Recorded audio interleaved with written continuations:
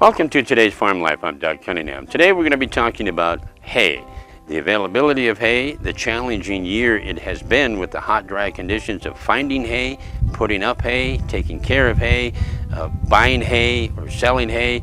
A lot of hay questions I had, so I had a chance to run up to Woonsocket, South Dakota, talk with Mike Brosnan. Actually, the answers I got to some of the questions could surprise you. Let's start with this. It's been a challenging year, but it's been an interesting year when it comes to quality of the hay. Listen to this. We started cutting our alfalfa at about the same time that we would any year, even though it was really short because of the cold weather that we'd had and the lack of rain. But now for the second cutting, which we will get a little bit of second cutting, we're probably going to cut that a week earlier than we normally would.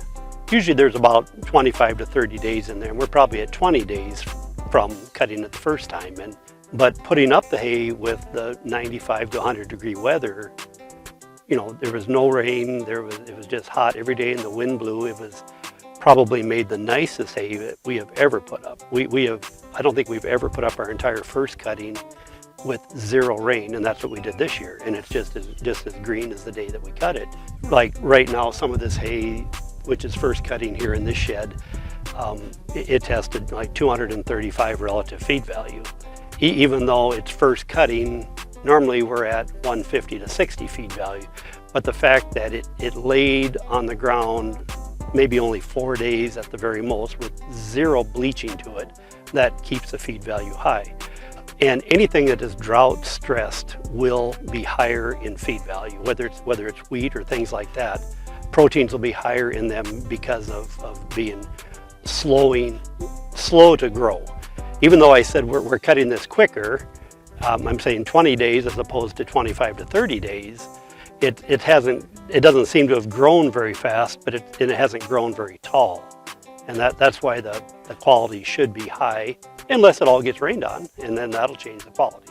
Brosnan told me that there's a number of finicky producers that keep coming back to him year after year because of how he puts up the hay and the quality of hay that he puts out.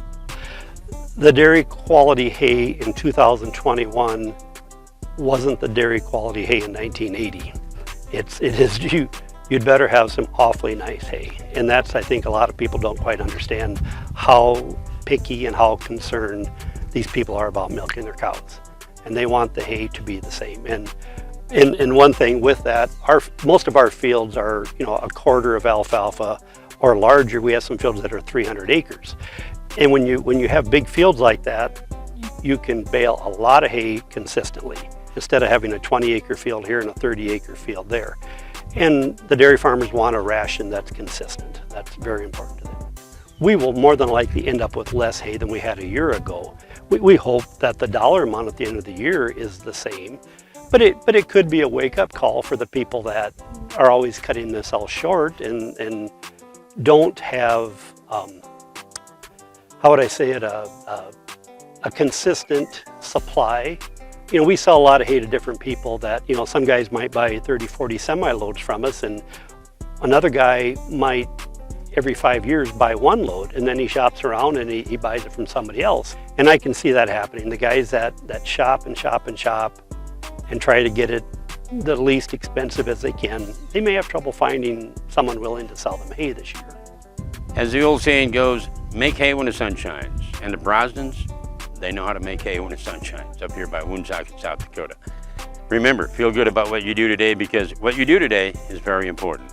Until next time, I'm Doug Cunningham.